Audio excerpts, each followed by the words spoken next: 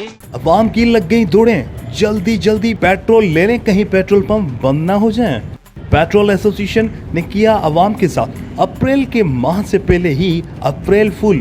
Petrol pump की हड़ताल की खबर हैदराबाद में आग की तरह फैल गई और लग गई हैदराबाद के तमाम पेट्रोल पंप पर लोगों की कतारें। कहीं पेट्रोल मिला तो कहीं नहीं मिला, कहीं हुई हल्की फुल्की नोकझोंक तो कहीं लोग करते रहे अपनी बारी का इंतजार। पर इंतजामिया ने अवाम को आगाही के बजाय किया अवाम के साथ बड़ा मजाक, जबकि पेट्रोल पंप रात भर खुले रहे और लोगों ने खूब की पेट्रोल की खरीदारी और पेट्रोल पंप मालकान की हुई ईद। जब सुबह लोग उठे और देखा कि हड़ताल का तो नामो निशानी नहीं, फिर समझ में आया कि आखिर क्यों किया वक्त का ज़ियान लाइन में लगकर।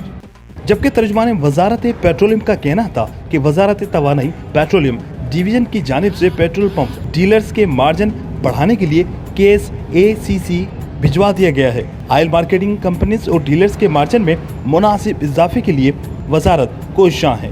वफाकी काबीना के जरिए से 10 रोज में फैसले का इम्कान है। मुल्क भर में तमाम PSO, शेल, टोटल और दीगर कंपनियों के अपने पेट्रोल पंप खुले रहेंगे। अवाम को कोई फिक्र करने या परेशान होने की जरूरत नहीं।